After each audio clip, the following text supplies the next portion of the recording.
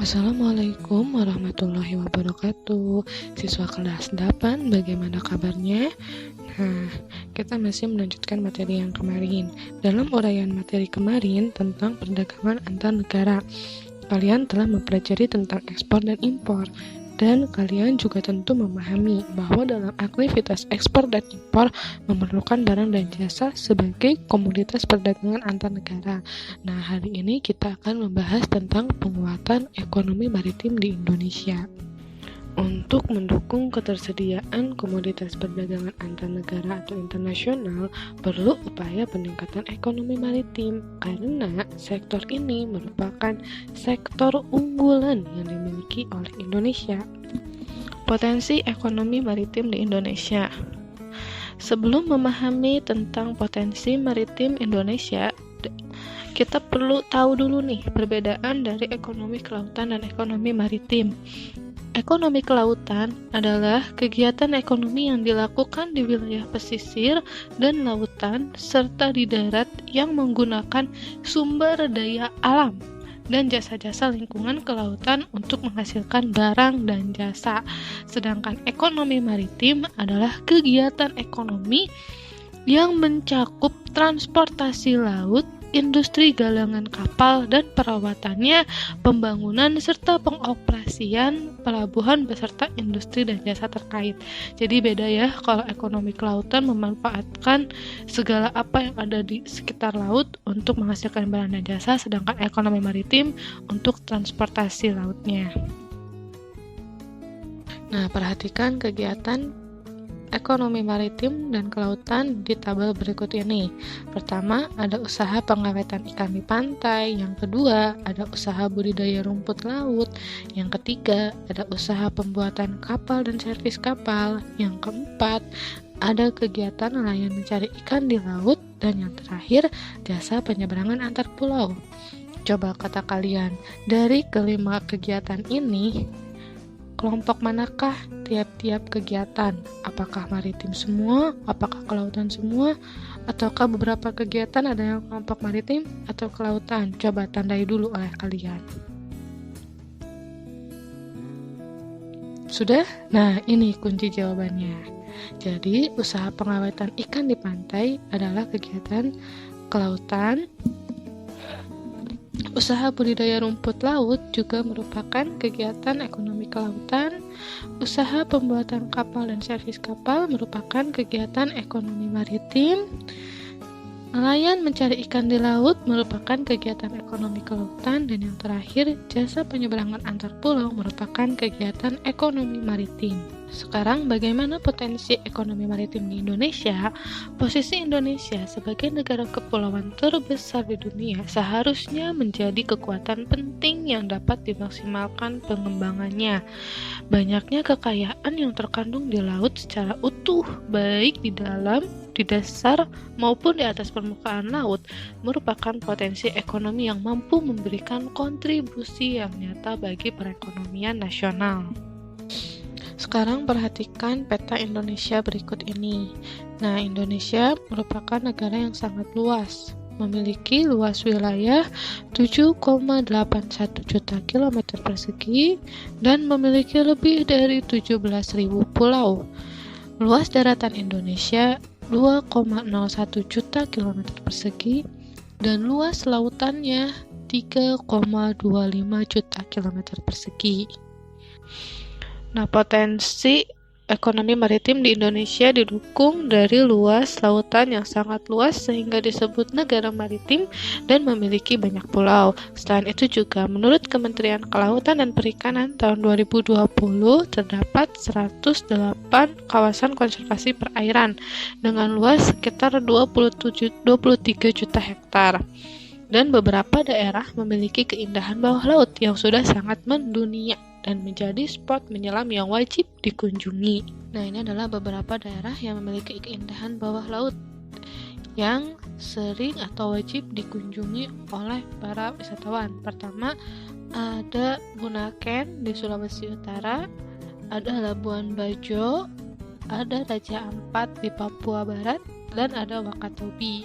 Nah, selanjutnya ada rumput laut yang merupakan potensi di Indonesia juga. Rumput laut memiliki manfaat untuk dikonsumsi sebagai makanan maupun sebagai obat-obatan. Rumput laut merupakan kekayaan sekaligus keindahan bawah laut untuk menarik wisatawan baik asing maupun lokal. Selanjutnya, Lembaga Ilmu Pengetahuan Indonesia atau LIPI mencatat perkiraan kasar potensi laut Indonesia hingga Maret 2019 diperkirakan senilai 1.772 triliun yang terbagi menjadi sektor perikanan sebesar 312 triliun rupiah, lalu kekayaan pesisir sekitar 560 triliun rupiah, 21 triliun rupiah mangrove, 4 triliun padang lamun, dan 400 triliun bioteknologi, 45 triliun rupiah sektor terumbu karang, dan 20 triliun rupiah wisata bahari, 210 triliun rupiah minyak bumi, dan 200 triliun rupiah transportasi laut. Nah, itu perkiraan kasar dari LIPI. Nah, bagaimana kenyataannya? Kenyataannya terjadi kesenjangan antara potensi dan realisasi. Dengan kekayaan laut yang sangat banyak, ironisnya pembangunan ekonomi nasional masih belum memberikan dampak positif yang kuat terhadap kesejahteraan masyarakat. Hal ini terlihat pada potret sebagian besar nelayan Indonesia yang masih bergelut dengan kemiskinan.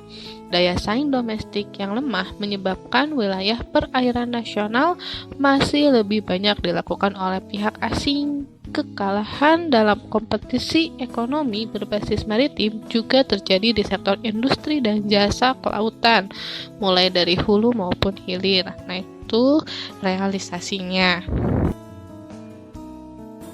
Kondisi ekonomi maritim di Indonesia dilihat dari sektor pelayaran. Industri pelayaran nasional saat ini dalam kondisi belum begitu baik.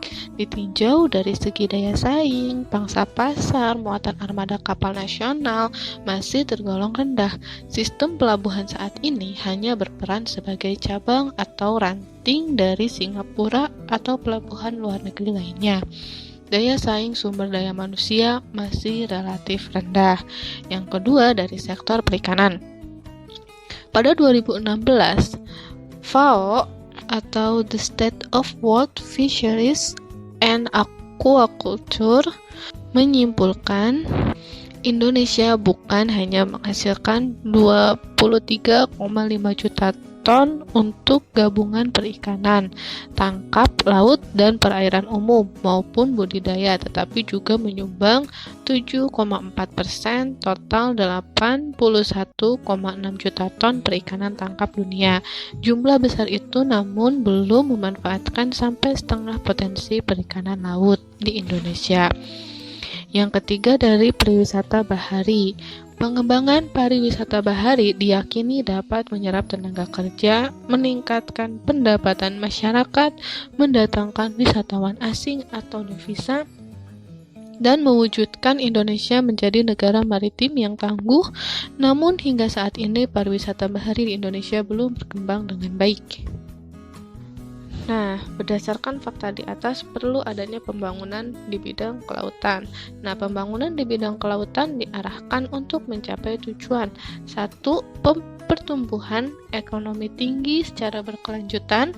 2. Peningkatan kesejahteraan seluruh pelaku usaha, khususnya nelayan, pembudidaya ikan, dan masyarakat kelautan lainnya yang berskala kecil. 3. Terpeliharanya kelestarian lingkungan dan sumber daya kelautan. 4. Menjadikan laut sebagai pemersatu dan tegaknya kedaulatan bangsa. Yang terakhir, strategi dan kebijakan pengembangan ekonomi maritim di Indonesia. Pertama, pengalihan pembangunan berbasis daratan atau land-based development menjadi pembangunan berbasis kelautan atau ocean-based development. Yang kedua, memacu percepatan pengembangan infrastruktur. Jadi harus membangun infrastruktur agar terjadi ketersambungan maritim atau ketersambungan pulau-pulau di Indonesia dengan membangun tol laut, pelabuhan laut dalam, penyediaan logistik, dan industri perkapalan. Yang ketiga, menyiapkan 5 pelabuhan besar di Indonesia, yaitu Pelabuhan Belawan di Sumatera Utara, Pelabuhan Tanjung Priuk di Jakarta, dan pelabuhan-pelabuhan di Surabaya, Makassar, dan Kalimantan. Nah, sekian materi hari ini. Terima kasih atas perhatiannya. Mohon maaf bila ada kesalahan. Mohon tugasnya dikerjakan. Terima kasih. Assalamualaikum warahmatullahi wabarakatuh.